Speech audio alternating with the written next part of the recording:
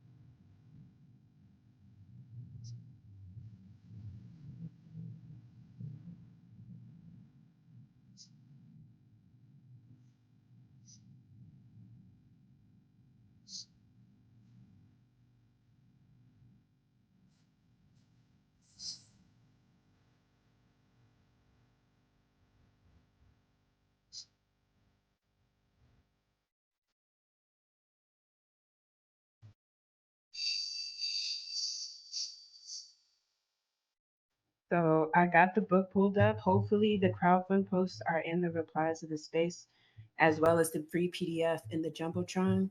So hopefully I got that up there. I'm gonna jump right into the reading. So this is again part two, just as chapter two of Tip of the Spear. And chapter two is called The Black Solidarity Under Siege, Three Terrains of Protracted Rebellion. So just jump all in there. And just so people who listen to this recording know, I'll read, but I also give commentary because I read books like I watch movies. So I be getting into it. So full warning. Prisons are archives in literal and figurative ways. When Auburn was constructed in 1816, penal architects introduced a design and management innovation allowing them to collect human beings within prison walls, subdivide them into quote unquote convict companies, and further subdivide them into individuated cells, each labeled with unique identification numbers. Described by one analyst as a human filing system, this physical ordering allowed penal experts to efficiently identify, observe, classify, access, sort, describe, sequester, silence, release, destroy, and extract knowledge from their targets. As theorist Michael Foucault notes, prison-based surveillance leaves behind it a whole meticulous archive, situates individuals in a network of writing, and engages them in a whole mass of documents that capture and fix them. The sources generated by this collateral archive become the epistemic infrastructure for dominant narratives about the prison and those forced to dwell within it. As elite media look to these records and the state actors who produce them to establish architectures of truth. And real quick, so this chapter is going to be real interesting in the way in which not only do we research information, especially on institutions of white supremacy, but in the way we're trained, especially in the academia class, to disseminate that information, and how it's very rigid. And a lot of people who write about these conditions will take the neutral approach, but we all know that being neutral under white supremacy is aligning with the state. So he talks about that in this chapter. Although Auburn was designed to reform wayward white men, by the late 1960s and early 1970s, it was increasingly weaponized against Black insurgency. Captive populations accumulated during this era increasingly aimed to subvert the prison's control over their physical bodies as well as their bodies of knowledge. Auburn and Attica Rebel Jomo Amawale wrote that when he first landed in Auburn in 1970, the efforts of the Panthers and other groups was beginning to grow in prison, as more of us were being imprisoned and taking our books and experiences with us. Prohibited from literally transporting his physical library inside the walls, Jomo's phrasing is suggestive of African oral traditions and scholar Sonia Vaz Burgess' concept of walking archives, embodied forms of knowledge that reveal themselves through dynamic interaction and inquiry. The Auburn Rebellion reveals that the prison, as archive, is incapable of containing or disciplining the walking archives and Black radical knowledge it holds. So basically, what he's talking about here is through the 60s and all the way through the 70s when they were hunting down revolutionaries in the street, especially at the height of rebellion going on in America, that when they were going to prison as they were collecting books, radical books, to radicalize the people in prison with them, that the state response was one, to transport them to different prisons so that they would keep like breaking up their formations and their cadres, but also to just confiscate those books so that they couldn't educate people around them. In the preceding chapter, I narrated the rise and collapse of the New York City jail rebellion in order to analyze the political strategies and tactics of its central figures. I now turn to Auburn, another key site of the Long Attica Revolt, and analyze its unfolding across three overlapping terrains. The physical struggle was only the most visible form of a manifold rebellion. In what follows, I also illuminate a narrative rebellion. I show that through an insurgent letter writing praxis, incarcerated combatants contested the state's control over the story of Auburn, its genesis, temporality, and intensity, meaning, and demands. Finally, examining what I call the epistemic layer, I show how the captives cultivated Black radical ways of knowing and thinking that rebelled against Western concepts of political rationality. Unearthing these layers of rebellion through unconventional archival strategies, I demonstrate that at the core of the struggle was the category of the human. I show that imprisoned Black radicals were not struggling solely to achieve diminutive notions of reform or rights, or even for assimilation into the existing regime of humanity. Drawing on Black radical and decolonial theory, I argue, to the contrary, that they were struggling to realize and preserve new definitions of what it means to be human. And that's really important how Orisanmi writes this, is again, because even the current prison abolitionist movement, if I were to give my criticisms, is very much liberal. It's very neutralized. There is no one strategizing to break out our prisoners of war. It's just a bunch of watered down attempts. Like, oh, okay, let's put money on their books. So let's give them the right lawyers, or let's teach them to keep their heads down so they don't get infractions so that they can look good for parole. There's certain groups that even tell prisoners to cut their locks off and get their hair bald so they can look more, not dangerous. Like the way in which they approach it, again, he's going to cover it, but it's all this is by design. And we should talk about this more because we tend to think that every protest or every reaction is revolutionary, and it's not. So he goes on to say, as a white Western discourse that developed in dialogue with colonial conquest, the liberal humanist project attempts to define and demarcate the boundaries of humanity. Across the longue durée of Western modernity, Black and other colonized populations have functioned as the non human, others existing beneath and beyond humanity's normative paradigm. In The Wretched of the Earth, which the rebels employed as a kind of manual, Frantz Fanon famously explains that racial colonial domination divided, compartmentalized, and sealed the modern world into a mutually exclusive zones, each inhabited by distinct species ratified by colonialism itself.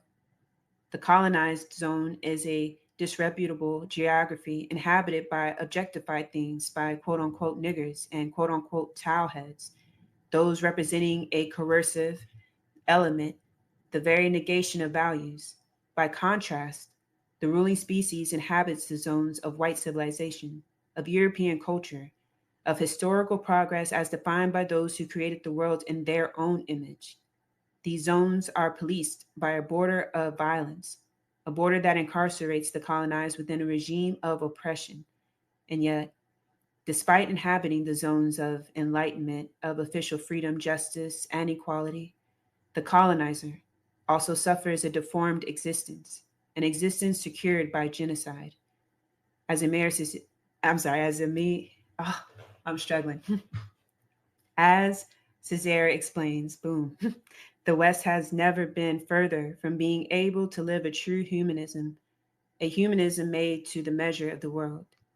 So basically, what he's highlighting here is the dehumanization process of colonialism, and how when we talk about colonialism, we often talk about it as like a singular event, a thing of the past, instead of an ongoing project that we all are oppressed under. And when we think of it like that, we look at prisons very differently. Instead, we will look at them as the front line of our revolution. And he's going to get into that and why that's the purpose. As I will argue more forcefully in the following chapters, the Long Attica Revolt was a revolutionary struggle for decolonization and abolition at the site of the U.S. prison. Although Auburn was a key zone of this struggle, it has been largely forgotten, and what little scholarly literature exists reflects the state's deceptive framing of the event. This framing largely confines the rebellion to the 8-hour period during which the rebels held hostages, imposes a partial understanding of their demands, and treats the confrontation as a relatively minor prelude to much more well-known rebellion in Attica, which has also been memorialized through a counterinsurgent historiography. Sorry, I said that, I butchered that word, that fixates on the spectacle of anti-Black violence that repressed the rebellion while ignoring the forms of abolitionist world-making that made it such a threat. I'll grab some water right quick.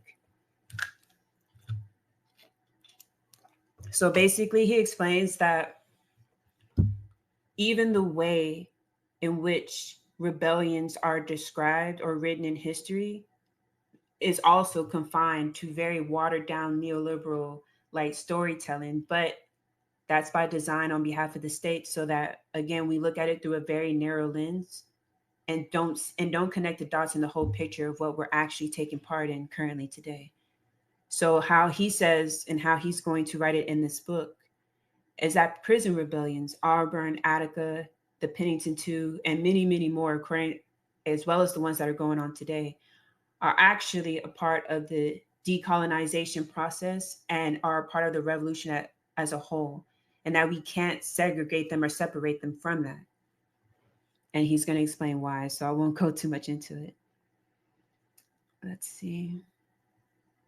Oh, I do want to say also when he talks about how it's been rewritten, he means that how it a lot of the times the retelling of the prison rebellions gets watered down to conditions like, oh, we want reform, we want access to lawyers. Now, even though the letters may name some of their like what they say, okay, we'll release hostages if you give us A, B, C, and D. They themselves knew and understand that it wasn't about the concessions, that again, it's about abolition and about, revolution and upholding the oppressive system that is global under white hegemony. The content of this new rhythm, the new genre of human being, to use theorist Sylvia Wynter's formulation, was not determined in advance, but was rather actively produced through the process of collective struggle. The Auburn rebels wrote extensively about their multifaceted revolt and did so through the rubric of protracted war. But unlike the state initiated war to which they were responding, theirs was a war of becoming.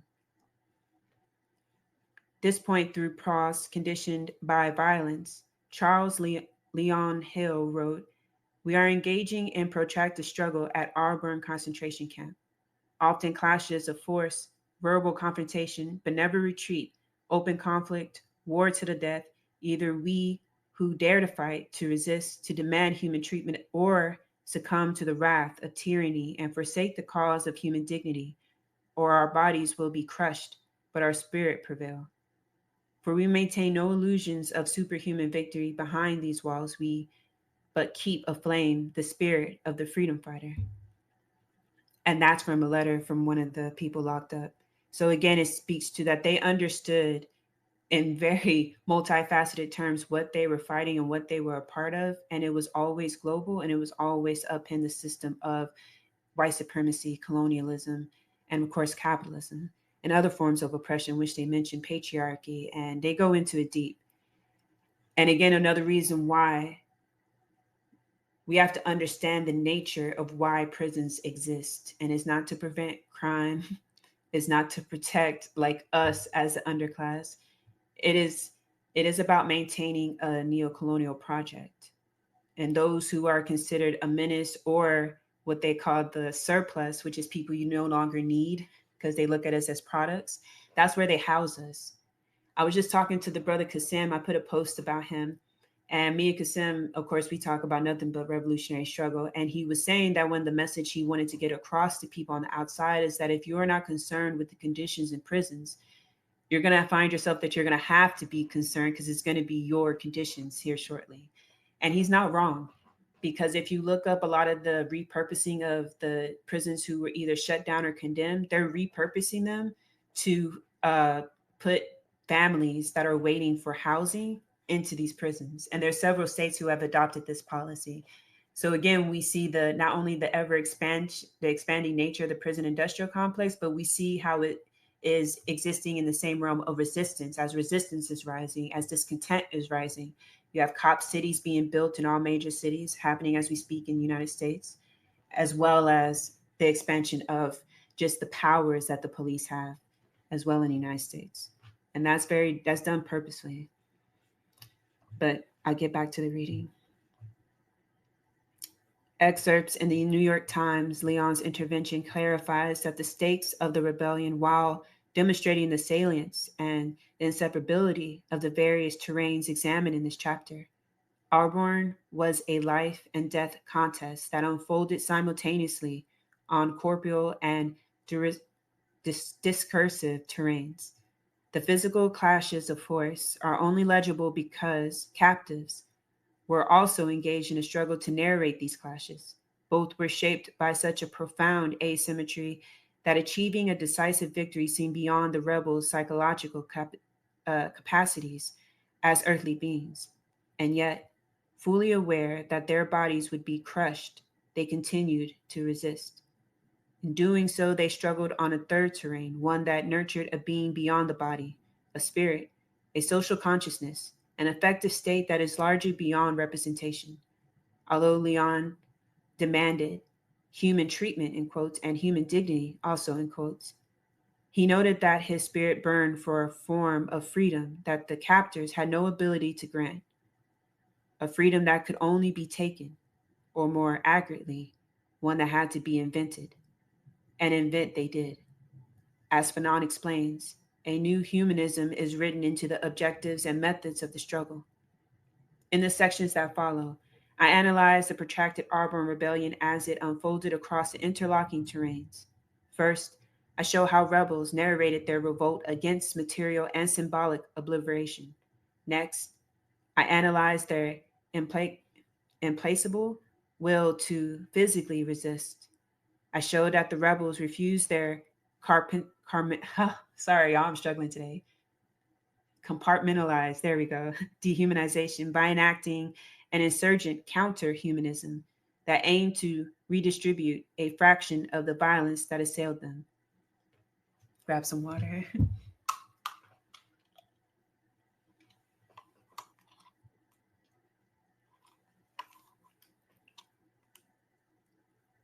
As Fanon explains, a new humanism is written into the objectives and methods of the struggle.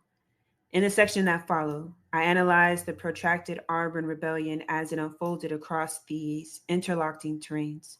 First, I show how rebels narrated their revolt against material and symbolic obliteration.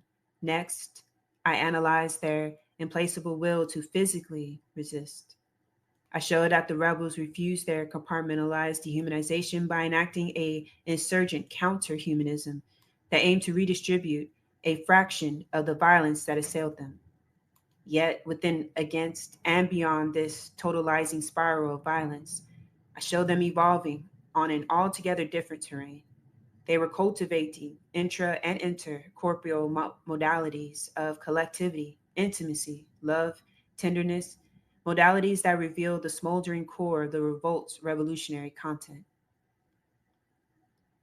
This next section is called To Whom It May Concern. The protagonist of the Long Attica Revolt contested a carceral and counterinsurgent narrative. And with the ruling power, the administration of the penitentiary, and the reactionary newspapers have published must be considered as communications, wrote the French-based Prisons Information Group, adopting analysis of imprisoned revolutionaries in the United States. The methodology, oh my God, maybe I should not have read out loud today. The methodology intervention demands that analysts interpret dominant narratives not as reflections of truth, but of power, as propaganda intended to fulfill some tactical astringencies and serve a specific purpose. So as I struggled through that fucking paragraph, basically what he's saying is that during times of revolt, and we need to apply it to the prison revolts as well, is that we do not trust the papers and the media's recounting of these events. Of course, they're going to paint them as criminals. Of course, they're going to like water down their demands. And of course, they're going to water down their, understanding of their revolutionary struggle and how it ties into the overall revolutionary struggle globally. Of course, they're going to water that down. So again, why it's also important for us to begin a practice, each and every one of us, of connecting with people who are behind enemy lines, aka prisons, aka concentration camps. And I'm gonna help with that to make that accessible. So one of the people that I talked to who's locked up, again, his name is Kasim Jaro, a New African, and he'll be leaving messages. Our phone call is only 30 minutes, so he'll be leaving messages, and I'll play them in here as we read this book, so that y'all can also understand that the revolutionary-minded people and the people who are in doing that process of getting, heightening their political consciousness, that this is an ongoing revolution that never stopped, and that we're missing, we're missing a lot that's going on behind enemy lines, and we're doing so at our own cost. I'll go into that in further in the book. So I'm gonna keep on struggling. Official sources position the Auburn disturbance within a linear temporality that begins on November 2nd, 1970, reaches its climax 2 days later, and is swiftly brought under control, leaving a deafening silence in its wake. The rebellion's alleged genesis was the administration's refusal to allow the Black population to celebrate Black Solidarity Day, a recently established holiday on which Black people refused to work. The story begins with a strike in which captive rebels collectively withdraw their labor from Auburn's license plate shop, tobacco packing plant, textile shop, and metal bed shop. Later that day, while the population convened in the yard, a group of so called quote unquote extremists associated with the Black Panther Party, the YLP, and the Five Percenters, an offshoot of the Nation of Islam, forcibly took control of Auburn's public address system and announced that the strike was occurring in observance of Black Solidarity Day. Rather than inflame an already tense situation, Warden Harry J. Fitz declared November 2nd a half holiday. Over the next 2 days, November 3rd was an election day and thus a planned holiday. Prison guards surveilled the various meetings, discussions, and speeches that captives self organized in Auburn's yard. An affidavit from Fritz noted that Black militants harangued the inmates with the message that instead of the administration maintaining control, that they would determine the destiny of the Black men within the institution. A DOCS official told the New York Times that captives increasingly have a consciousness of themselves as victims or political prisoners. They preach this, and through coercion or force, they pick up a following.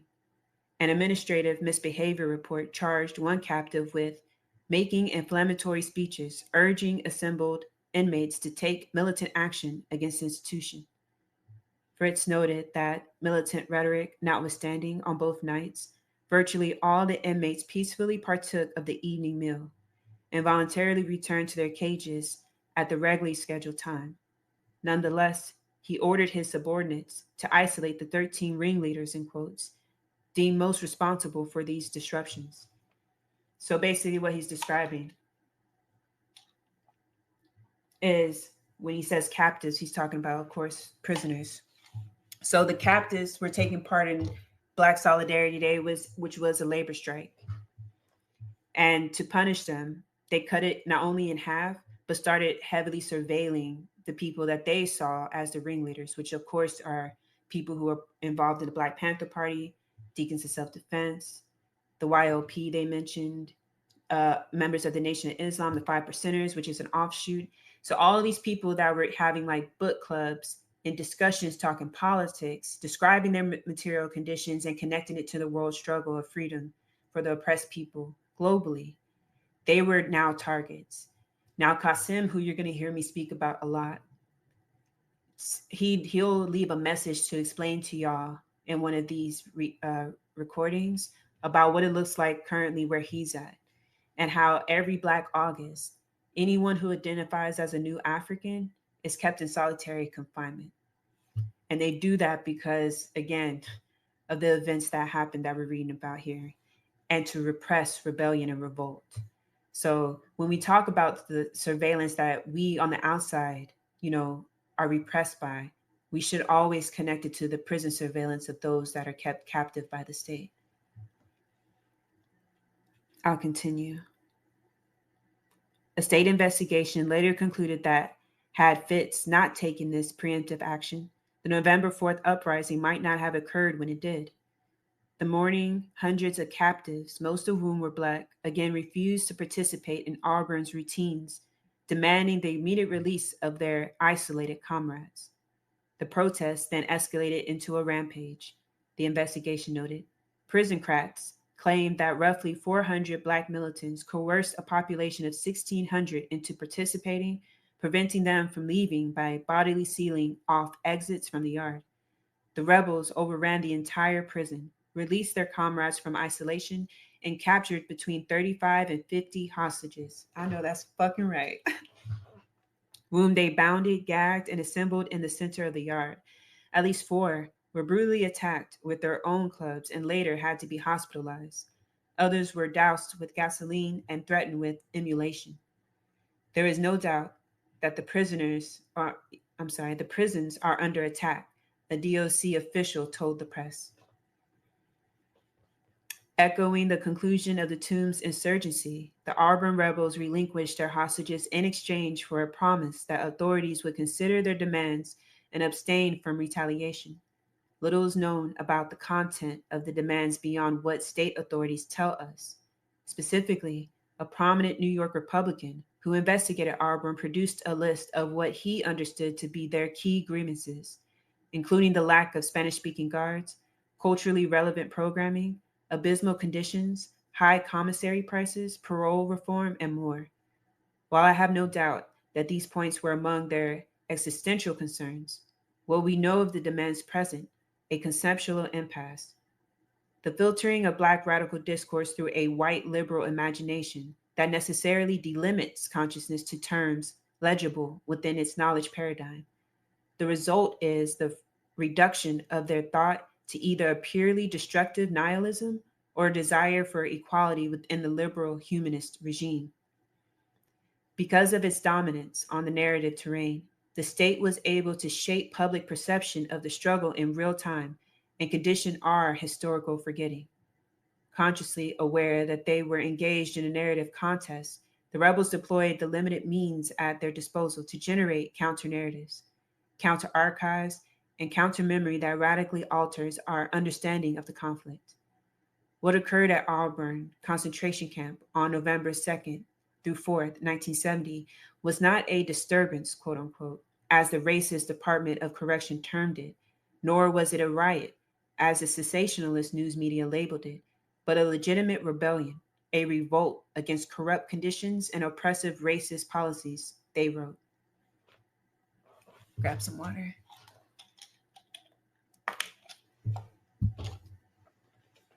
Indebted to the political analysis of the BPP, their discursive labor constructed prisons as zones of invisibilized race war, class war, and genocide that were constitutive of the U.S. social formation.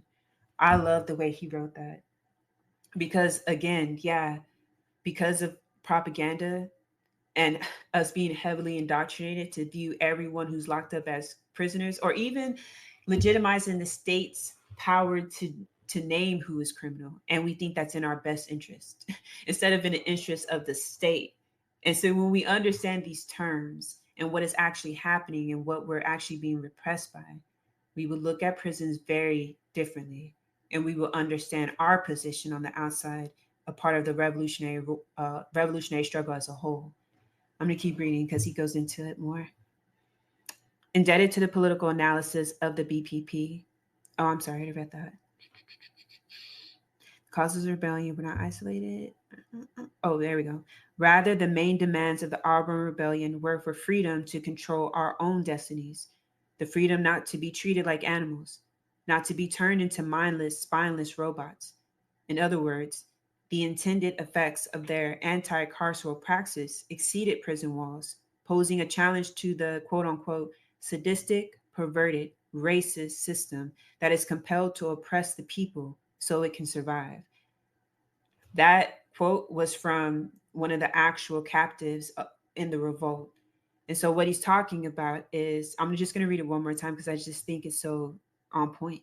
In other words, rather, the main demands of the Auburn Rebellion were for freedom to control our own destinies, the freedom not to be treated like animals, not to be turned into mindless, spineless robots.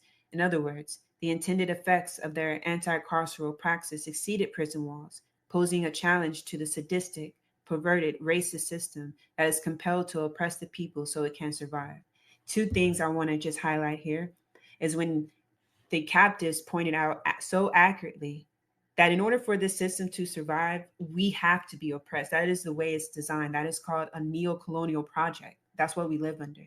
And for those in prison to understand that fully, to write it down, to convey it to the public, again, we need to understand the roles of prisons and also the roles that the captives are playing, and that our role in not only supporting them, but to fight alongside them and what that looks like. And then another part is what they were fighting for. Again, not better prison conditions. They were fighting for freedom, for autonomy, to control their own destinies and not be turned into spineless, mindless robots. Doesn't that sound familiar to our struggle out here and the struggle globally? So we should look at every prison revolt, every prison strike as an ongoing struggle of revolutionary warfare waged on behalf of the oppressed against our oppressor. Although the state enjoyed outsized control over the narrative terrain, the captives have recently gained access to a critical means of fighting back. 6 months before Auburn erupted, imprisoned revolutionary Martin Sostre, I know I butchered that name, secured a legal victory that forced prisoncrats to liberalize their correspondent policies.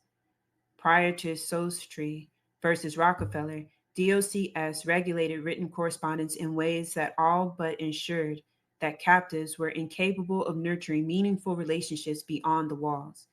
All letters had to be handwritten in English on an institutional template that provided minimal space for content. Captives were prohibited from discussing prison news and were only allowed to exchange the letters with immediate blood relations. Furthermore, expressions of intimacy, even between those within the state's narrowly defined understanding of kinship, were censored. As an Auburn and Attica rebel named Mariano Dalu Gonzalez explained, if your mother wrote something or you wrote something affectionate, they're going to take scissors and literally cut it out and put a piece of tape across the letter to give it to you like that. The Soster ruling for formally overturned this oppressive arraignment, enabling captives to employ the form with greater autonomy, establishing a new arena of anti-carceral revolt. So basically,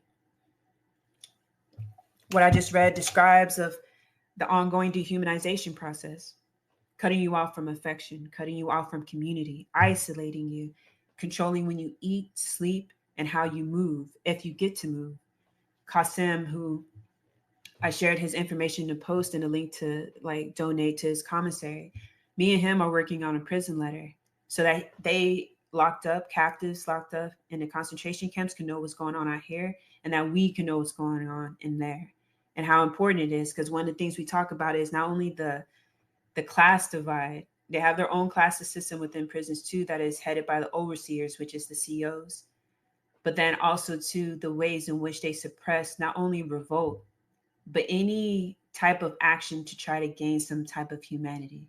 And it's so sick. Psychological warfare is a big part of it. And we're going to cover it too in this book, but just think of that as I read on. Let's see. The state marked the surrender of the hostages on November 4th as the Auburn rebellion's end. Governor Rockefeller issued a press release claiming that prison guards and state police had swiftly restored order, recaging all captives without confrontation. Auburn's local paper, the Citizen's Advertiser, regurgitated this official line, as did the New York Times, which declared the prison quiet after outbreak. In its brief discussion of Auburn, the New York State Special Commission on Attica makes no mention of official retribution or ongoing resistance, only allowing that the state's promise of no reprisals was broken when the 13 ringleaders were shipped out of Auburn and put in solitary confinement elsewhere. Heather Ann Thompson's history of Attica does slightly better, noting that the captives were beaten and forced to run gauntlets of angry COs with their batons after their surrender.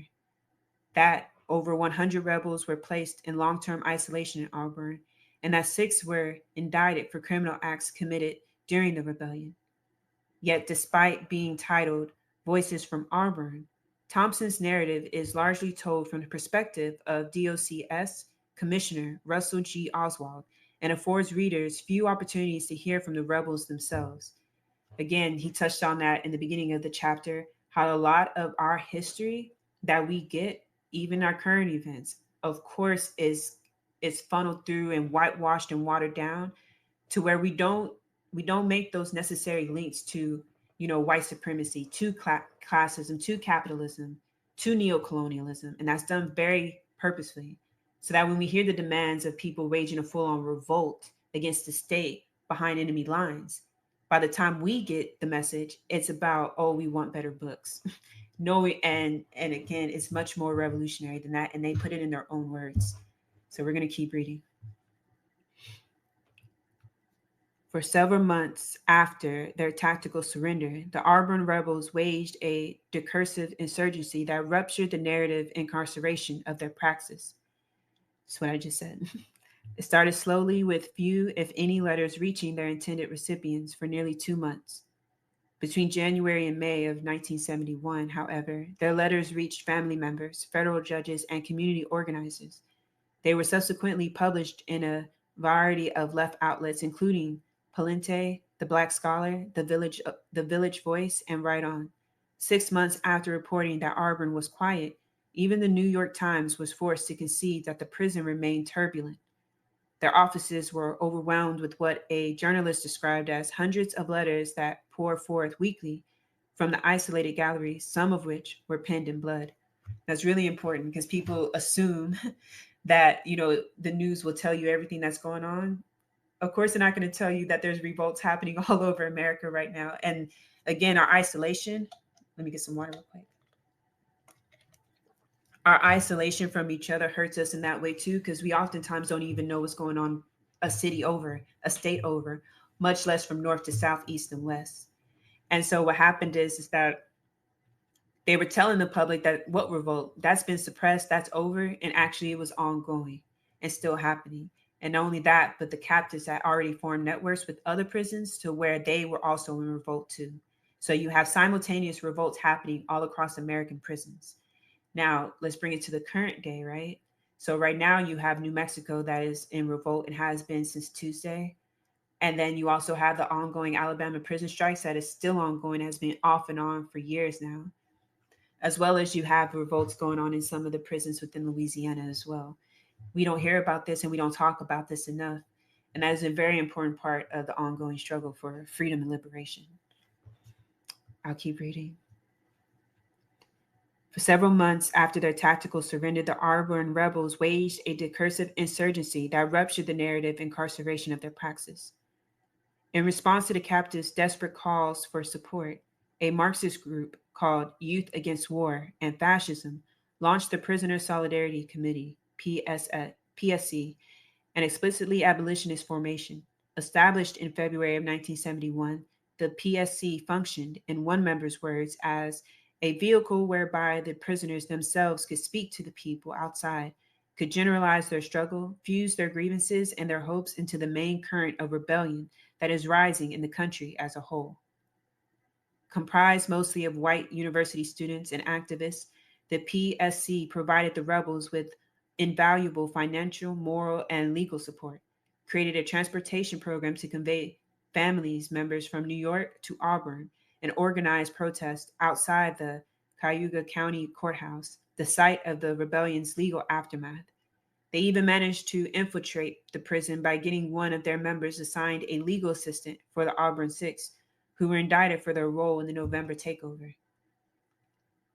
The PSC's political labor left behind a rich yet largely untapped archive of abolitionist journalism, now memorialized in periodicals such as Workers' World, The Activist, and Battle Axe, and pamphlets. So on this post, I have put a screenshot from the pictures that's available in the books. One of them is called Support Prisons. It's one of the pamphlets from the PSC. And so if you go back to the original post, y'all be able to see it and read it. And it's about 3 or 4 of them I put in there. As such as fight for freedom, it is the only thing worth fighting for, and prisoners call out freedom and across numerous flyers and other promotional materials.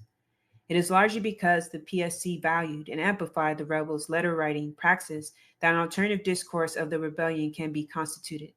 In contrast to that of the state, this narrative does not claim to tell the whole story. It does not pretend to be dispassionate or objective.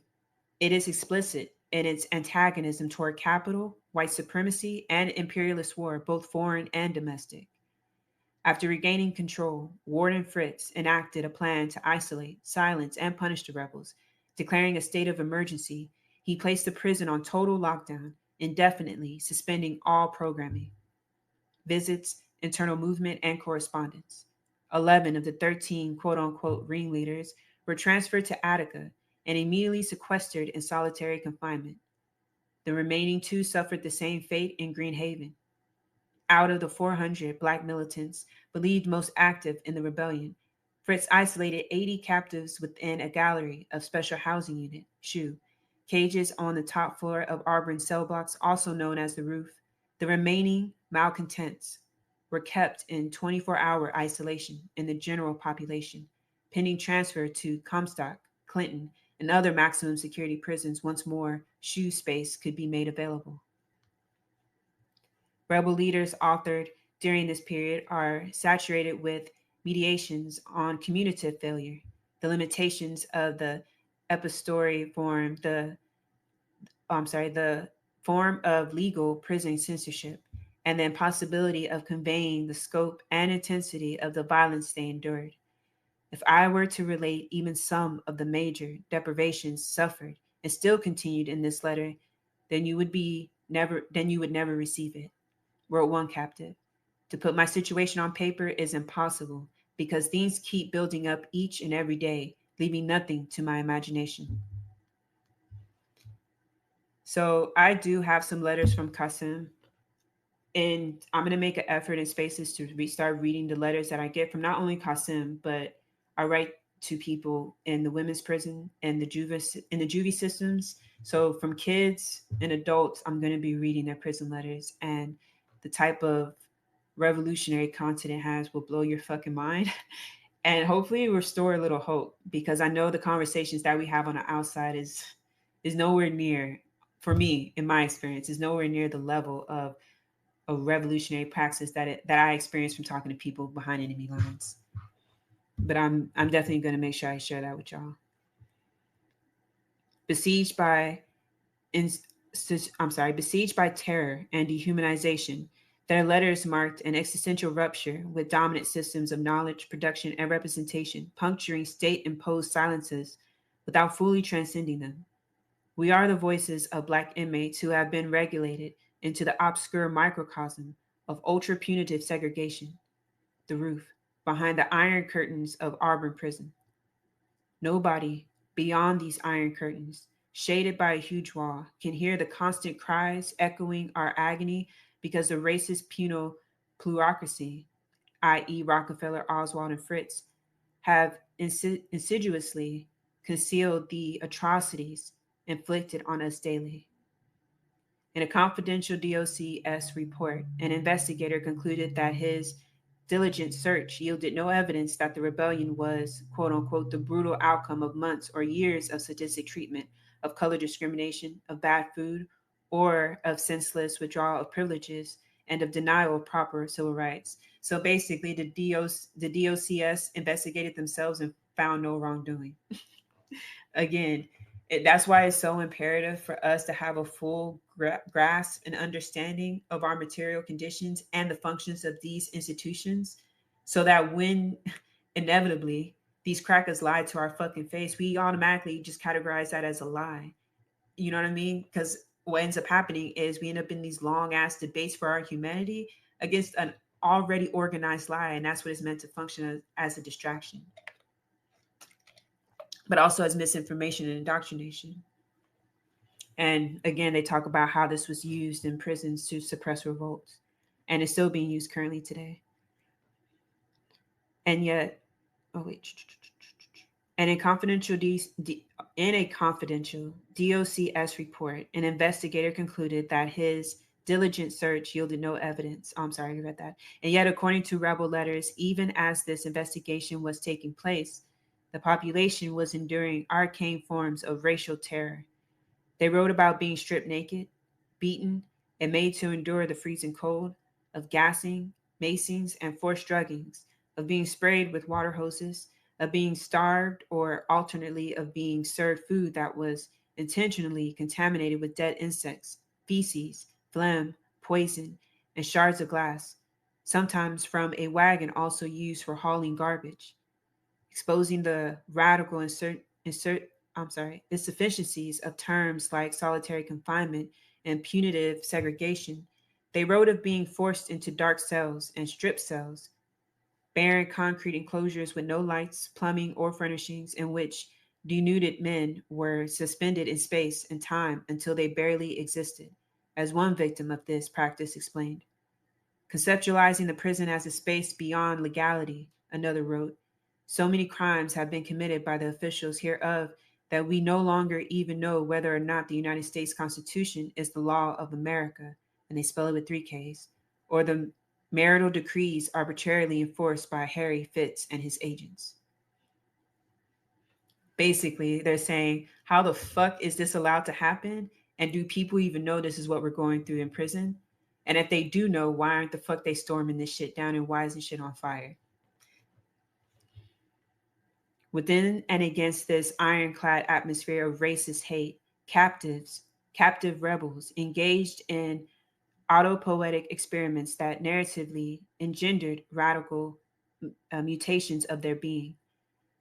In Prisoner's Call Out, Freedom Leon, also known as Writer for the People, and whose articulation of protracted war opened this chapter, explains that he was politicized in the tombs by Daruba bin Wahad, sorry, I butchered all these names, and Kawando Kinshasa of the Panther 21, following developmental arc of figures like Malcolm X, Eldridge Cleaver the Rapist, and George Jackson.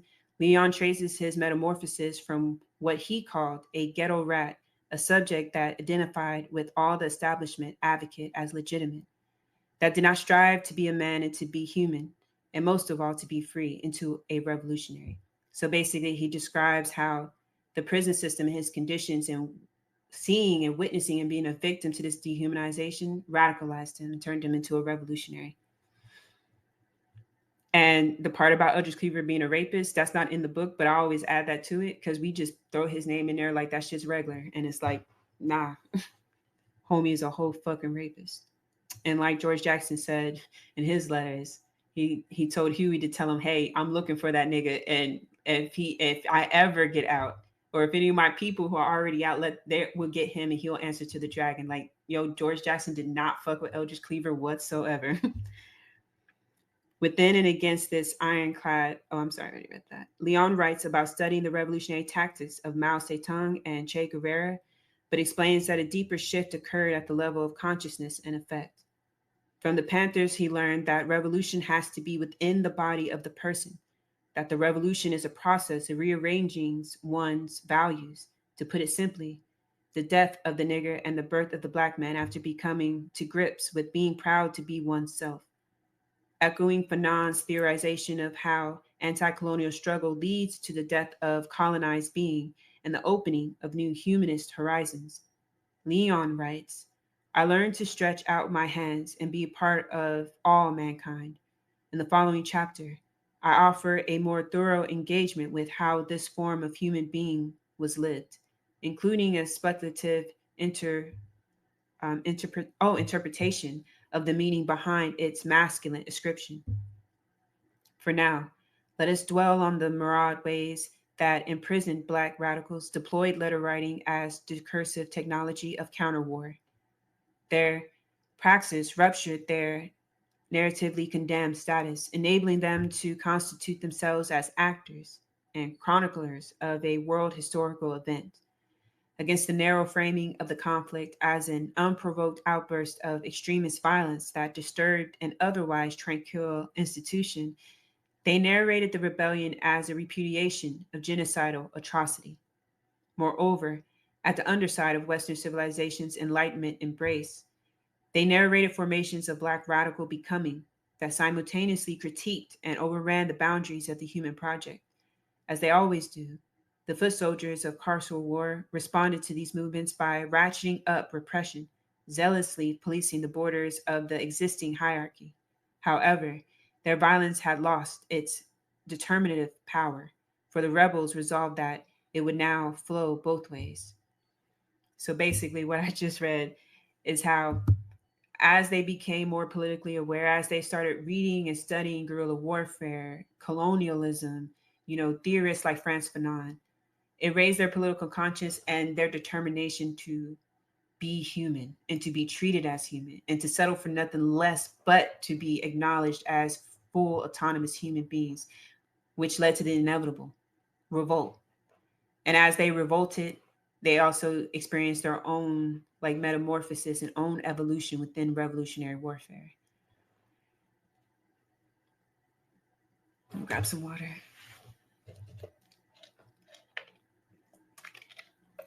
But again, as this is going on,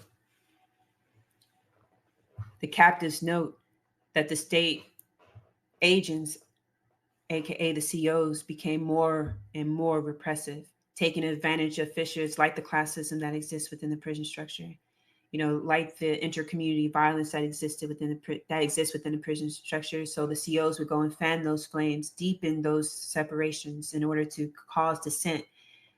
But they were already at a point in time where even though those things existed, the genie was out of the bottle, so to speak, and revolt is on the horizon, and they were full on activated. So therefore, they were unruly. Basically, they could not be controlled. It says, "For now, let us dwell on." Oh, sorry. This next part is called insurgent counterhumanism. And I forgot. So for the last sentence, it says, "For the rebels resolved that it would now flow both ways." Basically, as all that I described is happening, now they're at the point where, again, they can no longer be ruled and they're in full on dissent. And that any violent repression that the CEOs and the guards and the wardens were inflicting upon them, that they would return it tenfold. Energy. Fucking energy. Insurgent counterhumanism is this next section. The corporate terrain of struggle is the terrain of physical violence. Prisoncrats legitimated their violence by hiding it, mystifying it beneath obfuscated language, and by labeling the rebels as the extremist initiators of violence. However, as Fanon explains, it is the colonialist who speaks in the language of violence, the colonialist who regulates the colonized to a status of lower quote unquote species, and thus it is the colonialist who has always shown them, the colonized, the path they should follow to liberation. Hello. Basically saying, like, yo, these crackers are the violent ones. This system is the violent system. It's not a question left up to us, the oppressed, like, should we engage in violence? Violence is already being imposed upon us. So that means the only answer on the table is self-defense in the only language that they understand, which is an equal or greater violence. Black captives were seen as beyond the pale of humanity, as beasts who needed to be contained. As a high level prison official explained in 1974, many of the guards felt that they were a special kind of breed of animal that has very little hope for rehabilitation. Against this normalized dehumanization, the Auburn rebels enacted an insurgent counter-humanism. Into this atmosphere of totalizing violence, they introduced a counter-violence that communicated their willingness to universalize the disposality of life, if no other options were available. Basically, if I'm disposable, motherfucker, yo ass is disposable, and that's how the fuck is gonna go down. So that's basically what it says. Against this normalized dehumanization, the Auburn's rebels, into this atmosphere of totalizing violence. Barred from assessing the trappings of humanity, the colonized sought to reduce the colonizer to a state of, to reduce the colonizer to a state of equality, revealing, in Fanon's words, that his life, his breathing, and his heartbeats are the same as ours. Coupled with this narration, this reciprocation of violence reflected the rebels' militant refusal of the ontological arrangement of the world, basically refusing the narrative that we are somehow subhuman and that we're deserving of this oppression. Their revolt is an outward refusal of that. So again, when we study the rebellions of behind enemy lines in this network of concentration camps called the prison industrial complex, we can also understand our role in revolt outside these walls. And so, what does it look like for us to refuse this process of dehumanization that we are all being succumbed to as we speak currently now in so many ways? It looks like blowing some fucking caps back. That's what the fuck I'm talking about. Let me stop playing. I'm gonna keep reading, but I'm dead ass serious though. Let's see. Prisons had long served as cauldrons of marital black radicalism. Behind the walls, there was no shortage of people who engaged in the disciplined study and practice of unarmed combat, weaponizing their bodies by doing thousands of push ups per day, executing weighted punches, and hardening the bottoms of their feet by running barefoot in the prison yards.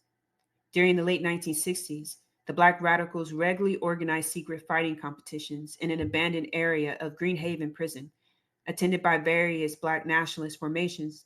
These underground contests provided opportunities for captives to hone their martial prowess in an environment oriented toward collective survival and liberation.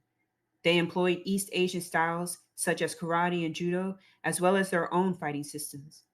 With names like mental boxing and kill the enemy within, captives developed these techniques to preserve bodily autonomy while fighting on the internal terrain of war. The conquest of fear, doubt, and the inferiority complex imposed by the colonizing process. Whenever possible, we will avoid antagonizing the pig, notes the rules and regulations of the Auburn Black Panther Party. And yet, members were instructed to arm themselves with knives, karate, and brute strength, so that if the pig should make it apparent that he intends to take you off this planet, you may get the opportunity to take at least one pig with you. I know that's fucking right. Isolated on the roof, the Auburn 80 responded to carceral siege with ever more rebellion. On December 20th, 1970, for example, they launched an attack from within the most secure section of the prison. A memo from Warden Fisk laments this insurgency through the drab vernacular of state bureaucracy. Grab some water before I read his letter. All right. So this part is from that pig, Warden Fritz. So we're about to read that cracker's words. Whereas a number of inmates in one of the special housing units participated in a second uprising on December 20th, 1970, in that when staff released them from their cells in order to provide outdoor exercise, these inmates armed themselves with a variety of weapons made from cell furniture, destroyed for this purpose, and mop handles and brooms, broke the windows in the special housing unit, removed the control levers used to open and close the windows, and armed themselves with such levers as weapons, and then refused to return to their cells upon order of institution officials, making it necessary to use tear gas, mace, and other physical force to compel inmates to return to their cells and to submit to a search for weapons, all of which created a grave threat to the safety and security of the facility. Cry, cracker. And again, as we remember, we're getting this through a white man's lips. So again, they're not going to tell us the full damage that the revolt is doing to the institution. They're going to whitewash it as much as possible. So whatever he's willing to say, add tax to that shit. Fitz frames the Shoe Rebellion as an unprovoked guerrilla ambush against unwitting guards who were only performing their duty to ensure their captives received their legally mandated hour of recreational time outside their cages. Unresponsive to rational speech, this bloodthirsty horde left the guards who no choice but to beat them back to beat them back with defensive force and tear gas, which they dispensed with the utmost restraint. 6 months after confrontation, the Black Scholar published a letter that indicts Auburn prisocrats indicts Auburn prisocrats for co-signing the rebels to a realm beyond humanism, protective embrace. According to Jalil Abdul Alim, he and other members of the Auburn 80 were caged 24 hours per day in cruel and inhumane conditions. He wrote that in response to trivial things like demanding our human rights, hot meals, clean clothes, constitutional guarantees, showers, etc., they were subjected to physical, psychological, and sexual attacks that assailed the surfaces and the in- interiority of their bodies. The flesh, the vital organs, the nervous system, the respiratory system, the senses. My first beating came after 38 of us were gassed and maced, and I refused to submit to a rectal examination. I was deaf in my left ear for more than 2 weeks and received lacerations on my legs, arms, and head. By placing rectal examination in scare quotes, Alim demystifies this commonly used technique of sexualized conquest that is normally cloaked in rationalistic jargon. So it's in what he's about to touch on later chapters too is the sexual violence that inmates face across the board, and including in juvenile systems that we have normalized in language of bureaucratic language. Oh, we have to search someone if they bring contraband in here. When in actuality, when they formed these programs and these systems and the ways to carry them out, they knew full well what they were doing and that this is all named as a process of dehumanization. It wasn't until later on when, again, remember, the system changes according to prevailing norms. So oftentimes when we read older literature, it's much more blunt because that's the way they talked then. And they knew to change and water the language up as we started saying, oh no, you saying this means that. Well, okay, I won't say it like that, but I'll keep doing it, but I'll say it in a different way. So the way in which they hide their sexual violence, the dehumanization process of people behind enemy lines, is that they'll sit there and say like, oh, this is a necessity, needs to be done. It's for security and safety purposes. And unfortunately, through propaganda, years and years of propaganda, we've come to just swallow this hook, line, and sinker. Again, it's like when I was talking to Kasim, one of his fears is getting out. And I was like, why? He was like, because he doesn't think that he'll be able to have like relationships with, because he's heterosexual. So he doesn't think that he'll have relationships with women that they'll think he's automatically gay because of the heavy propaganda in which we think like people are just raping each other like crazy. We even use that as a weapon, right? We'll say, oh man, when you get to prison, they're going to rape you for doing this and that, not understanding where that comes from and that that's also a part of the dehumanization process of these people, to dehumanize them, for us to see them as feral animals. Again, this is the same shit that gets used against us as the oppressed people, especially Black people in America. And we should know better, but alas, here we are. The rebels were not passive recipients of these treacheries, but rather historical agents who analyzed what was being done to them and consciously fought back. Although they numerically outnumbered their tormentors, they were technologically outgunned and physically immobilized in carceral space, responding to increasingly materialist. How do you say military and heuristic at the same time? Y'all get what I'm trying to say? Materialistic. Ooh, y'all, my tongue is colonized. I could barely talk. Siege tactics. They employed a form of carceral guerrilla warfare. As George Jackson explains, guerrilla warfare is not fought with high tech weaponry or state of the art gadgets. It's fought with whatever can be had, captured weapons when they can be had, but often antiquated firearms, homemade ordnance, knives, bows, and arrows, even slingshots. But most thorough, the sheer of will of the guerrilla to fight and win no matter what. The urban rebels actualized this insight, fighting to maintain a modicum of autonomy with no conceivable path to victory. During the onslaught of these pigs, we were being gassed and forced to break up our toilet bowels, sinks, and beds in order that we might defend ourselves to a degree from those spacemen looking pigs with their clubs and mace and array of gas masks, oxygen cans, and tear gas guns, with which we were vamped on. The racist pigs left 20 and 30 gas canisters behind that were left to deal with. For their ongoing rebellion, they paid a high price, not only in blood and bone, but also in financial debt for the damage incurred to the prison. I have to pay $87.74 before I'll be able to buy the bare necessities, toothpaste, soap, etc., Aleem wrote. So basically, what I just read is one, the account from the captives themselves, where George Jackson is explaining the different military tactics they used against them. Like they understand, talking about the CEOs and the wardens and those who have vested interest in maintaining these concentration camps. They understand that this is active warfare, and because of their conditions and being on the receiving end of it, the inmates understood it too. Unfortunately, where we find ourselves today is I don't think we have that same understanding, and that this with the age we're living in, the apocalypse of this colonial project is warfare.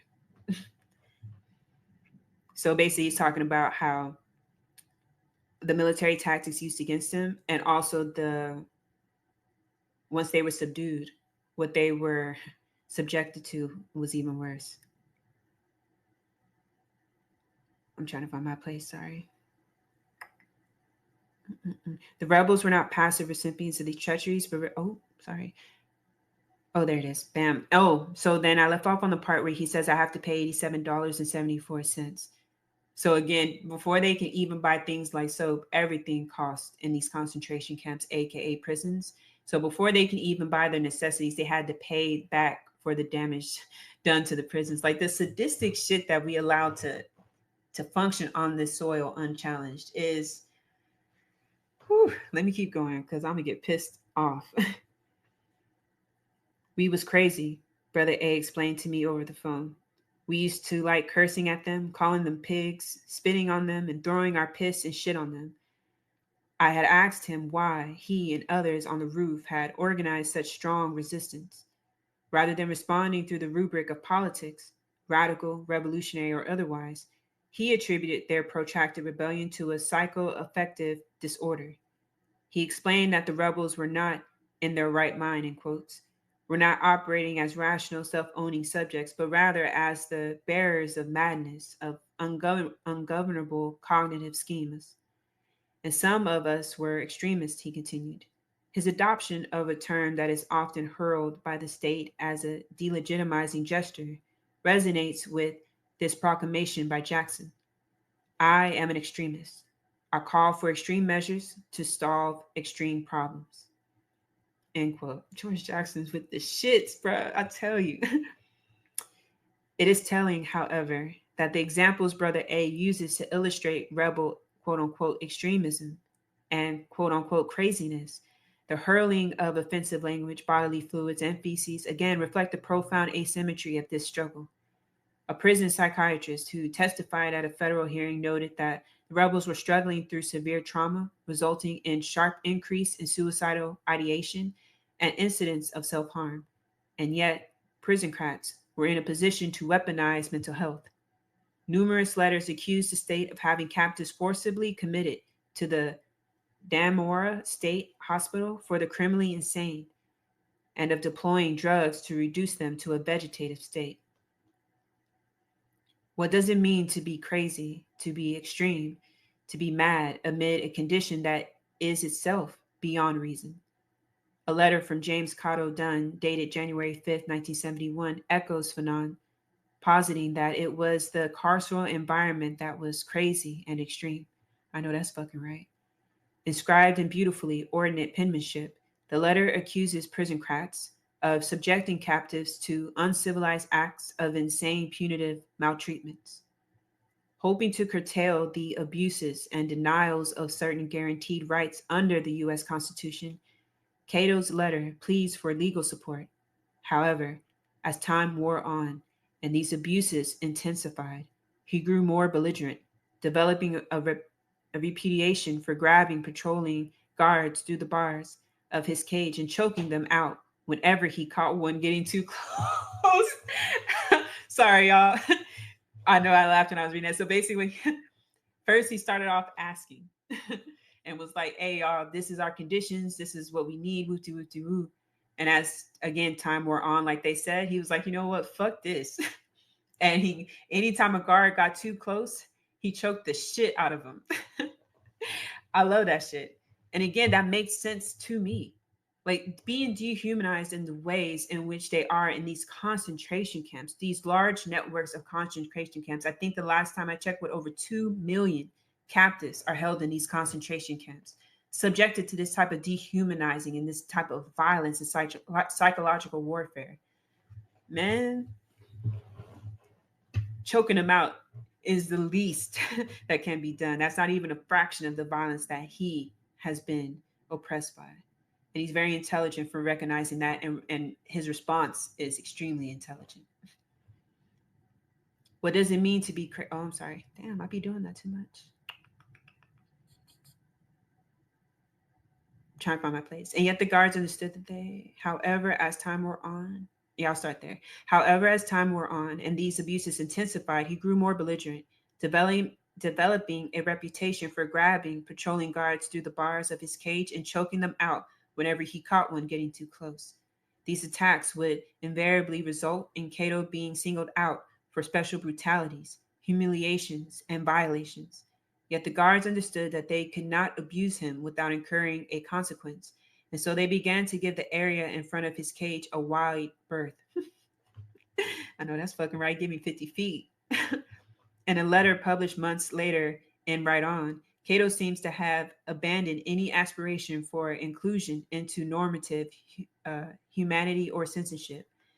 Gone are the references to the U.S. Constitution, human rights, or attorneys. In their stead, Cato demands equal weapons, not equal rights. I know that's right. Outside of the social contract and the polity, the only way to ensure survival and secure the preconditions for being human was the capacity to inflict what Fanon called a reciprocal homogeneity of violence. Preach. Grab some water. Determined physical rebellion overflowed into the Cuyahoga, I know I'm butchering these words, county courthouse, where rebels noted the irony in the fact that affixed to the building's exterior was a plaque commemorating Harriet Tubman, yo, the militant abolitionist who lived in Auburn for a time and is buried in his cemetery. I'm sorry, that shit took me back because how dare these fucking pigs? Like, to me, that's an act of psychological warfare in itself. Here you have the revolutionary Harriet Tubman picture of that led people out of slavery for their freedom to be human again. And y'all have her picture up in a fucking concentration camp where the ongoing process of dehumanization continue. Oh, it's just fucking sick. I hate these crackers with a passion. The rebels narrated themselves as Tubman's progeny. I know that's right. Employing a range of abolitionist and counter-humanist tactics reflecting their desire for disengagement with the carceral regime. A surveillance report notes that the 6 captives charged with crimes stemming from the November 4th takeover had to be carried from their cells to vehicles and forced into the courtroom. During their arraignment, the Auburn Six, as they came to be known, refused to answer to their slave names and declined to enter pleas, demanding instead that the federal government launch a probe into ongoing carceral violence. They pounded tables, shouted obscenities, kicked doors, and were completely and positively uncontrollable, noted an agent for the New York State Police. At one point, a fight broke out in the courtroom itself. After being assaulted by a uniformed officer, Auburn rebel Kareem Kala retaliated, executing a double snap kick to the officer's chest and using his manacles to choke him until his face turned purple. I know that's right. Kareem relented only after another officer put a gun to his head and cocked the hammer and promised to blow his head off. Kicked him dead in his fucking chest. I know that's fucking right. And it's interesting, right? Because when they show us these videos and like we'll see the videos on the timeline, and back in the day they used to have like VH1 where they would show like different clips, and it was made to be laughed at. It wasn't made to look at as like, oh, these are actual acts of revolt. This is them rejecting the carceral state. No, it was never shown in that way. And that's again a part of our conditioning on the outside to not recognize revolutionary action when we see it. And instead we become agents of the state ourselves by judging them as being unruly. And why do they act like that? Shouldn't they sit down and listen to the judge? No, actually they shouldn't. They should be going in there kicking shit over. Like, what is justice on stolen land? So courtrooms are a farce. This whole system and the way in which they try to impose morality on us, that shit is invalid. These are the purveyors of violence, genocide, and ecocide the world over. Why are we listening to them? Why are we going by their rules? So what these captives were doing, revolutionary. I love that shit. Kicked that motherfucker dead in his fucking chest and choked him until he turned purple. Hell yeah. Free them all. On May 8, 1971, the isolated rebels launched another collective rebellion from Auburn Shoe. This one occurred simultaneously with the protests in which over 100 PSC members marched in the rain outside the prison, as chants denouncing prison slavery, class warfare, and homegrown fascism seeped through the concrete exterior. Brother A and others used the metal springs from their bed frames to pick the locks of their cages, then armed themselves with razor-sharp shards of porcelain obtained from shattering the sinks affixed to the cell walls. They then emerged from their cages and ambushed the guards, slashing them with their self-fashioned blades. The attack yielded a predictable result. They beat us damn near to death and threw us back in our cells, Brother A recalled in a manner chilling in its matter of factness. And yet, the guards were beaten and bloody too. In the absence of victory, the production of mutual suffering would have to do. The Auburn Rebellion exposed the inadequacy of existing carceral infrastructure to contain Black insurgency. A conditional DOCS report noted that the single yard is an open invitation for a few militants to take over. Warden Fritz, meanwhile, complained to the commissioner that the physical plant is not so designed to provide the necessary supervision for inmates who are bent and determined upon rebellion. Brother A recalls that one of the immediate legacies of the Auburn Rebellion was that DOCS showed or shored up these structural vulnerabilities, henceforth soldering stainless steel sinks, toilets, and bed frames directly into the surfaces of its enclosures. So I don't know if anyone has been in either jail or prison and has seen the inside. There is no porcelain sinks. There's no porcelain toilets. It's like this metal shit that is like gray and cold and shit. And it's a response to the past revolts of them cracking those porcelains and using them as knives to cut these pigs' throats. Ain't that some shit? The Auburn Rebellion exposed an act. Oh, I'm sorry. Boom. After Attica, as I will discuss in the second part of this book, so-called control units, maxi and supermax prisons exploded. Because of struggles like Auburn, carceral institutions of the future were increasingly designed for war. As a protracted collision between opposing forces, Auburn radically disrupted the normative paradigm of humanism. The rebels responded to the living lie of human universality by exposing the physical and symbolic violence that relegated them into the underside.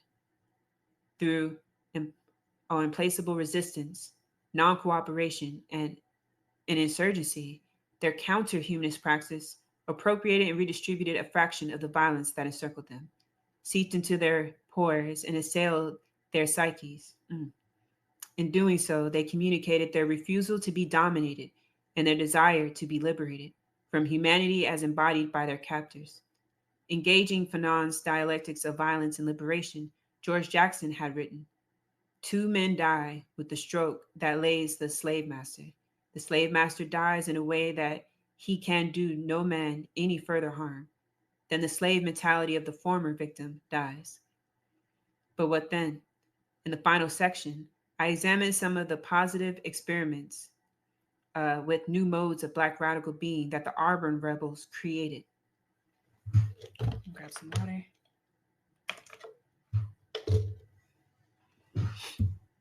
The sound of different drummer, or the sound of a different drummer. I have nothing to say, sir. This enunciation of silence is attributed to Eric Thompson, 26385.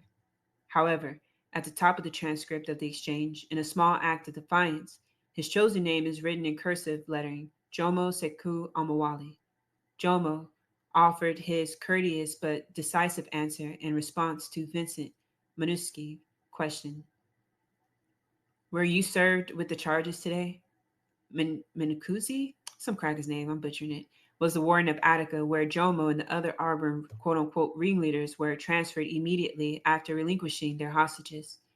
They were placed in solitary confinement, where they endured many of the same atrocities visited upon those still in Auburn. It was January of 1971, and legal actions initiated by the rebels had forced prison crats to adhere to their own protocols and grant the isolated rebels a disciplinary hearing in compliance with Socher versus Rockefeller. Do you admit or deny these charges? Minukuzi asked as if no other response was possible. Jomo remained silent. Do you refuse to sign this paper? Minukuzi continued, and Jomo again gave no reply. Recognizing that his inquiry was leading nowhere, Minukuzi ordered Jomo out of the room and called on two Auburn guards to testify.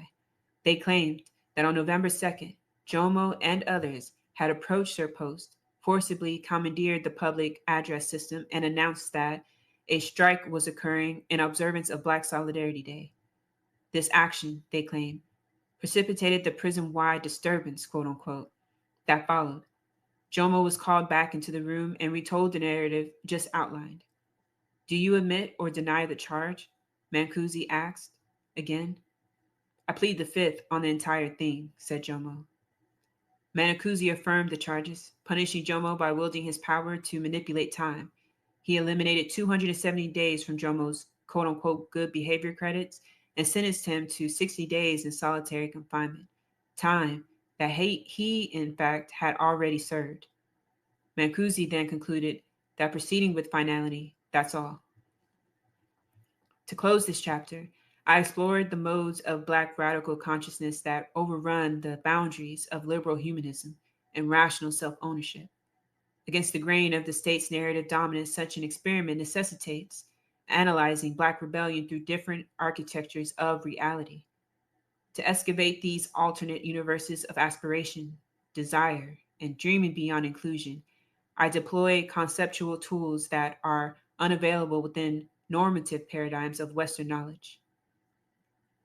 Towards this end, my methodological approach to this ep- estimological, sorry, y'all, this shit's beating my ass. An effective terrain of struggle dissenters visual and textual evidence, and instead privileges listening to the sounds, silences, and rhythms of rebellion beyond the body. For it is here that we can perceive what theorists Stephen Best and Saidiya Hartman have called black noise, the kinds of political aspirations that are inaudible and illegible, illegible within the prevailing formulas of political rationality, and as such are always already barred from the court. What happens when we actively listen for those expressions of being that exceed the strictures? I don't know that word for real, of scientific positivism and rational thought. So I think so. My interpretation of what I just read is basically the author Orisanmi basically saying like the way in which I write this account of these revolts is intentional. That there is no neutral language that's going to be used here. There's not going to be no softening of the blows. There's not going to be like, oh, well, we don't really know what they were thinking or we don't know their hearts. It's like, no, these are what these actions play out in the larger theater of revolutionary action. So I love that he says that, and that's how he goes about this, because again, the way in which we look at prisons today and the way in which we'll look at them tomorrow, 5 years from now, 10 years from now, is not going to be in line with revolutionary action. And therefore, it's my belief, right, that if we are unable to fully understand what these networks of concentration camps in the form of the prison industrial complex are, we won't be able to properly and fully analyze the revolutionary struggle that needs to take place outside the walls. So I'll continue reading. Jomo Sekou Amawali, the handwritten name on top of the page, is a noise that points to an otherwise concealed genealogy of Black radical struggle. Thompson, 26385, adopted Jomo, and I'm not sure how to say this correctly, Kikuyu name, meaning burning spear, and Sekou, a Fula name meaning wise, from anti colonial nationalist come statesmen in Kenya and Guinea, respectively. Amawali, meaning the child has returned home, is a Yoruba origin and has bestowed upon Malcolm X during his visit to Nigeria. This self determining practice, as Edward Onassi has termed the naming customs of Black Americans, disturbs the official temporality and geography of Black Solidarity Day, politicizing it in ways that invoke indigenous African traditions, Pan Africanism, revolutionary nationalism, third world decolonization, and what I'm going to say this name so wrong, Getchu claims anti colonial world making. From this vista, Jomo's contemplative silence is charged with a range of radical possibilities that the carceral archive can neither fully register nor contain. Unfortunately for me, I did not have an opportunity to meet Jomo and discuss his philosophy before he passed away in 2017. However, I have engaged in his intellectual bequests by listening to and learning from the people to whom he was closest. My conversations with Jomo's daughter, Imani Davis, a theorist and scholar activist in her own right, have been transformative. During one of our discussions, I asked Imani to discuss the significance of being the keeper of her father's knowledge. Her answer foregrounded intimacy, intuition, care, and love as ways of inhabiting a liberated humanity. I'm about to read this letter.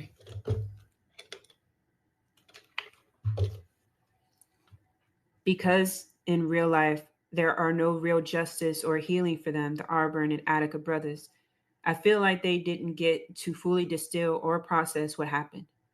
Their whole lives became very reactive. By the time they were able to create any theory from what happened, many of them were too unwell, either mentally or physically, but the people that were close to them had a lot of access to their thought. I didn't really understand until my dad was transitioning and I was trying to gather all the hundreds of letters he had sent me since like 1986.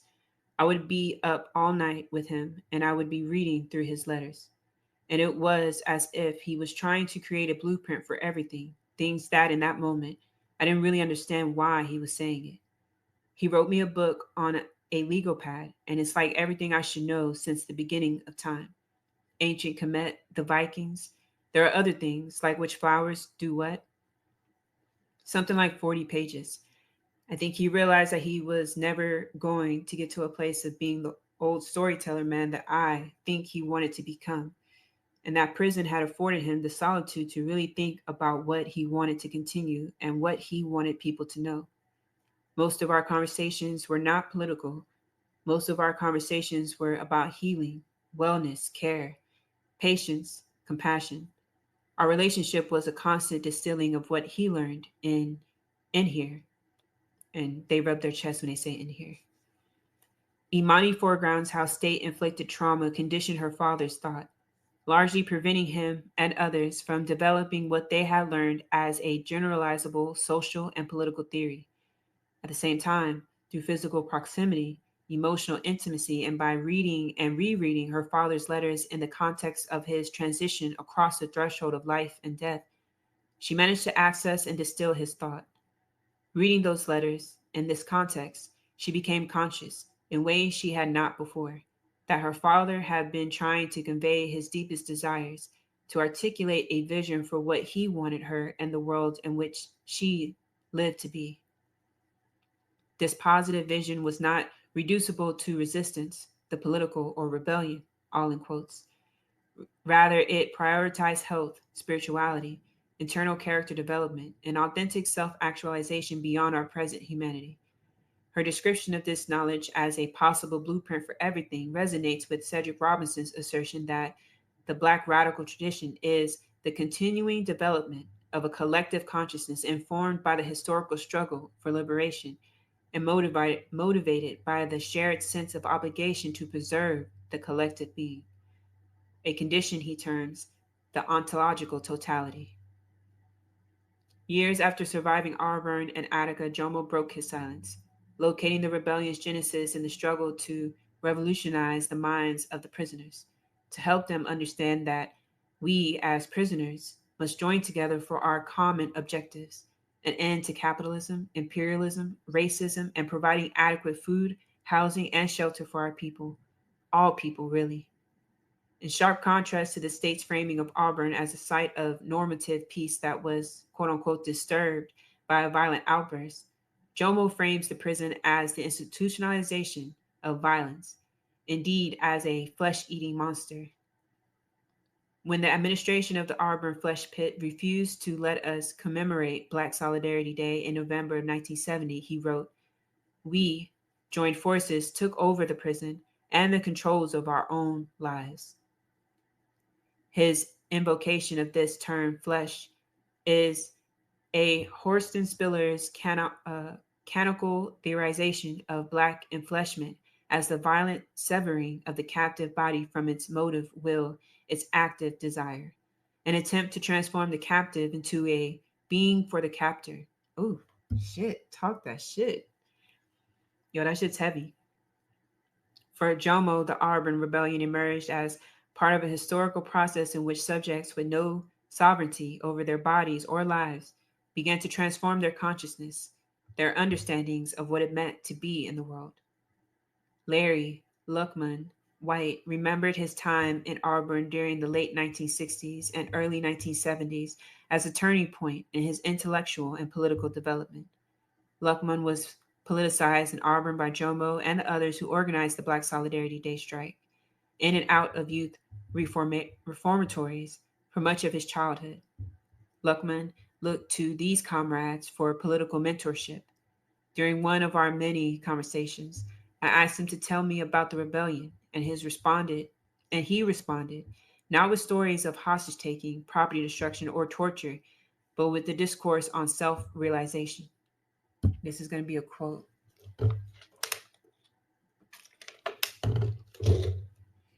Auburn is where I realized I could think. I began to understand that I could write. I never tried to, but I remember I sat down and I started writing things down and I was shocked. Like, where did this shit come from? So I began to write and read stuff about the Young Lords and the Black Panthers, and I began to integrate their stuff into my thinking. And I began to hang out with them, and then it just began to evolve. I would gather us all in the back room of the library and hold secret meetings and break down the political stuff the Panthers was teaching, especially as it applied to prisons. That's in the quote. For Luckman, Jomo, and others, the Auburn Rebellion was fundamentally a cognitive rebellion. Once that was already in process within and between bodies and minds prior to the moment in which hostages were captured. Indeed, that the captive's first overtly rebellious act was the seizure of a public address system, an instrument that facilitates communication through the amplification of sound and voice, supports this interruption, as does the shape of the rebellion's early stages, a refusal to work and a series of self organized gatherings. My question about what happened on the roof during the state of emergency elicited a more taciturn response. After the rebellion, when they put us up in the box, they treated us horribly. The simple stirring of words conceals the depths of their meanings, a depth conveyed not through the words themselves, but in how they were uttered. Luckman extended the word horribly into a moan that finally trailed into silence. Seated on a couch across from me, he shook his head slowly and let his eyes drop to the ground. We sat there together with the heavy silence filling the rooms for what felt like an eternity. Just as I was about to change the subject, largely out of my own discomfort, he broke the silence. Flashing a broad smile, he changed the subject from the torture, the negation of being, to theater, its invention. We had a dude up there who used to put on little plays. He would invent stories with different characters and do all their voices and sound effects. He told me about how brothers were always yelling across the bars, how they were banging on whatever made the most noise, doing any and everything to disturb the tranquility of the surrounding town. However, everyone would get quiet and listen.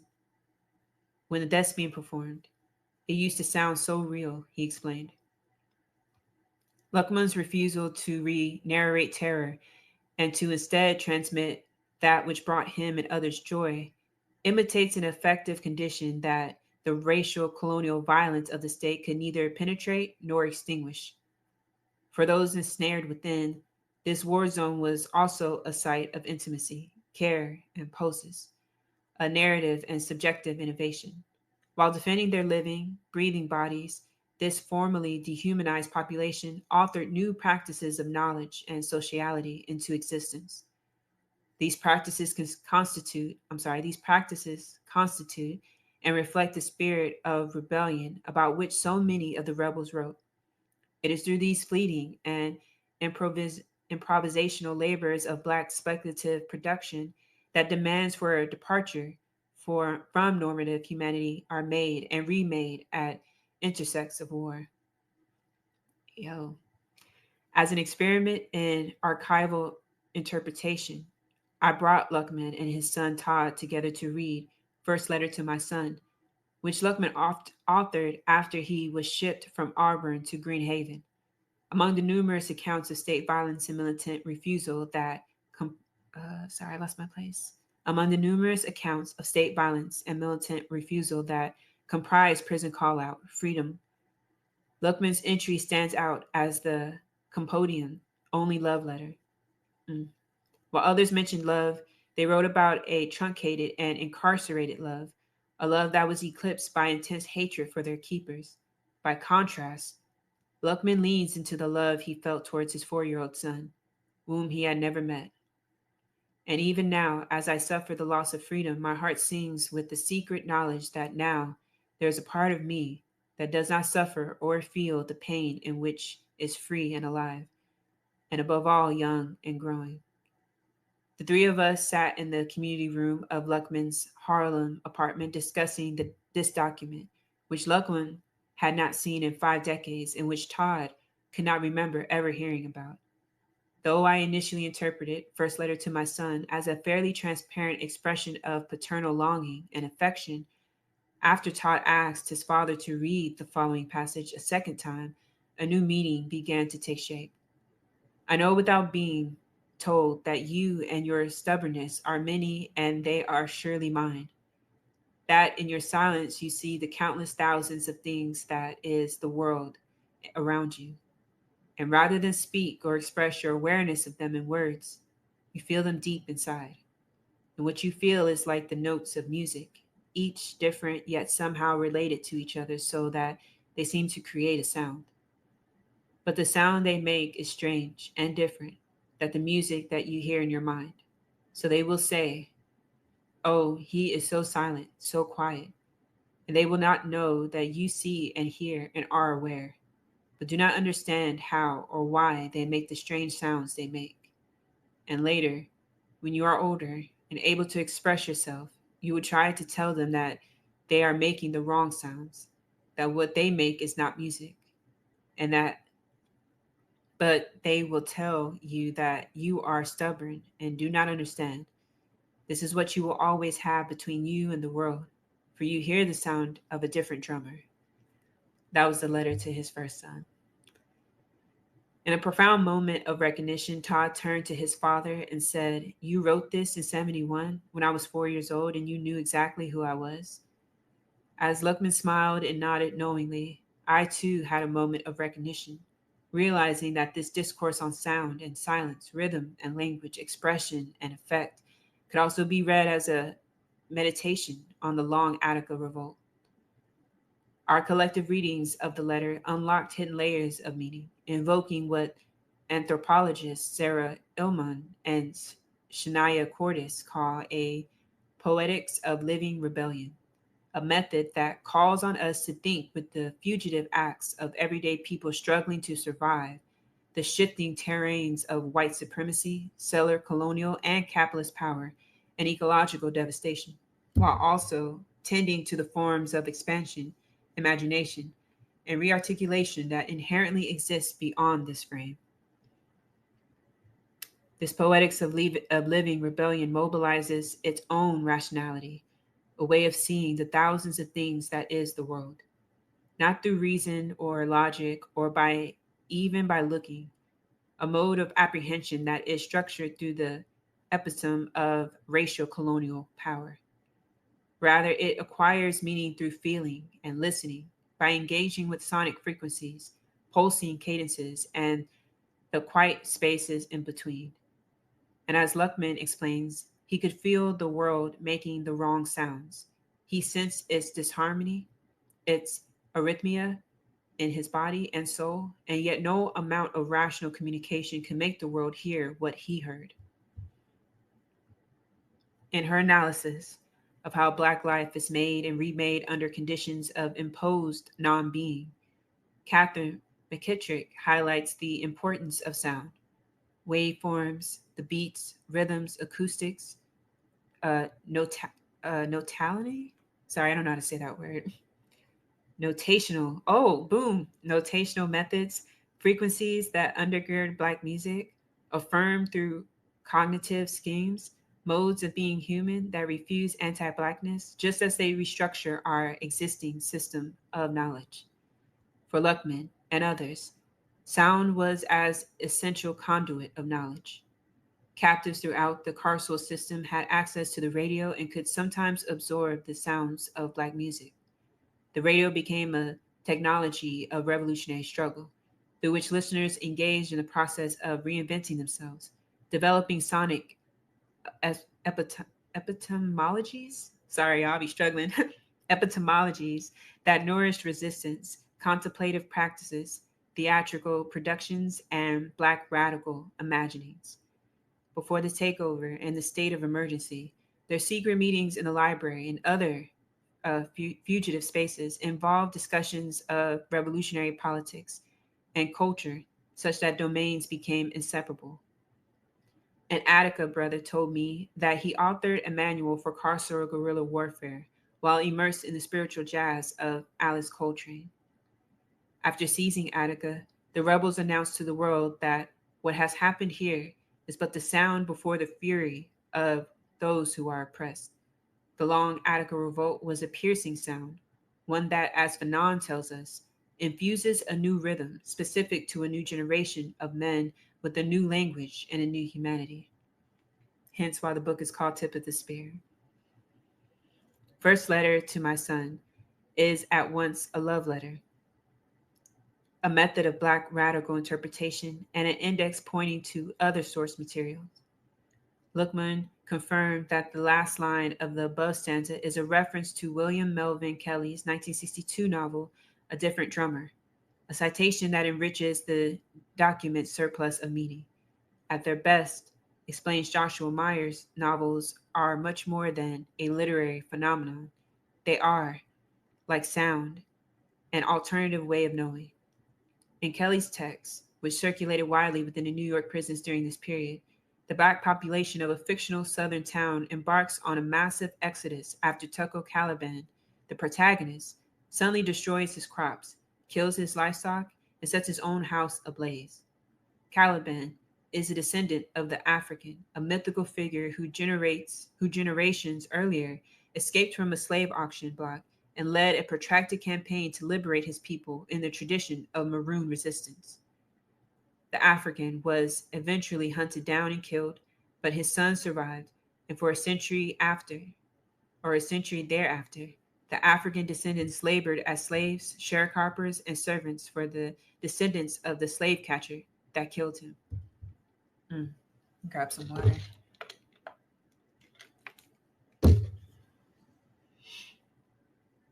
Caliban incinerated his house, breaking the cycle of subservience soon after obtaining a stone that his ancestor was said to be praying over before he was killed. The recovered stone represents Caliban's reconnection to a deliberately suppressed tradition of Black ancestral communication, and yet we never fully understand the inner thoughts and motivations that drove him and others to leave the town. This is because Kelly narrates the novel entirely through the eyes of the white townspeople who conspired to keep Caliban and others in their place. Much like this chapter, then A Different Drummer and First Letter to My Son are critiques of the Western incapacity to comprehend Black rebellion. When liberal humanist fixations with rights and incorporation into imperialist regimes are dislodged, a remarkable truth becomes evident. The Auburn rebels were never defeated. The incomprehensible violence of the state failed to divest them of their will to resist and become. Across their protracted and multifaceted struggle, they saw themselves as prisoners only in a material sense. In their minds, they were already free. They aligned their actions with this belief and charted their own paths on the cutting edge of carceral war. When we peel back the many layers of rage and suffering and revenge fantasy, when we listen for the rhythms and the heartbeats of struggle and read the texts of unwritten and unspoken demands, when we strive for intimacy with the inner logic of revolt, what we find is neither a desire for incorporation into their world nor dominance over it. Instead, we find an active desire for a new regime of human and a new world where it can thrive. It was not until June 9th, 1971, when the last of the Auburn rebels were transferred to Attica. The prisoncrats finally announced that Auburn had returned to normalcy.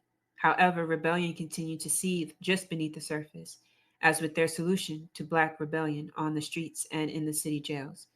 The administration merely displaced this insurgency to other prisons. In Greenhaven, Luckman and others became involved in efforts to establish above ground political formations, including a labor union, and, as I show in Chapter 5, an important inmate organization called Think Tank.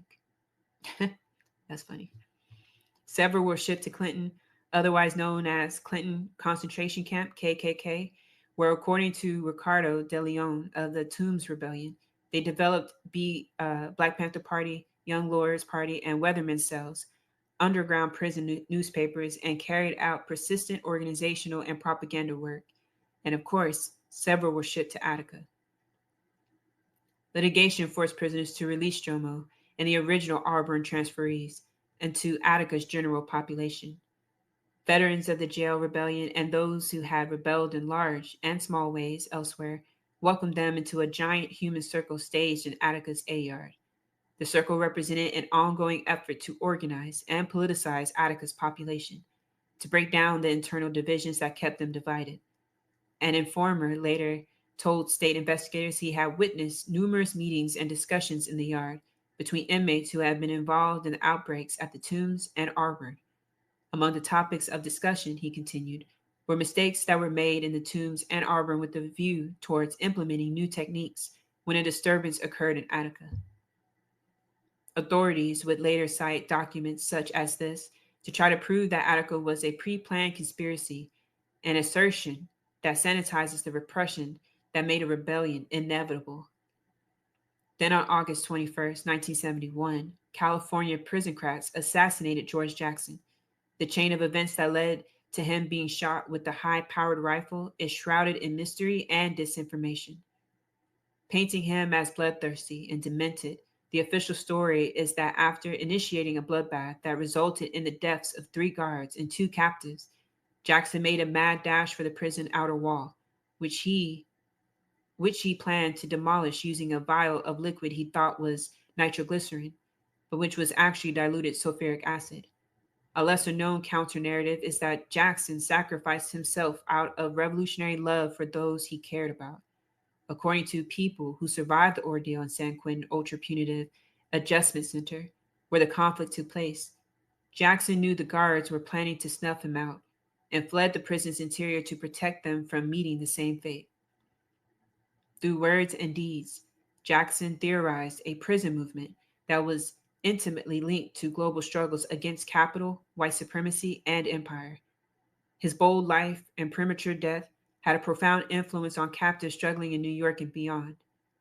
The immediate response of Attica's population was to organize a memorial in remembrance of their fallen comrade. They organized a day-long silent fast and wore black armbands as a symbol of mourning. This had an effect, noted one of the organizers. We noted that if the people could come together for this, then they could come together for other things. Let us then finally turn our attention to the Attica Rebellion, a story that we think we know, as should by now be clear. The events in Attica prison were the result of a protracted accumulation of anti-carceral struggle. The possibilities, perils, and contradictions that were present in earlier moments of the revolt intensified in Attica.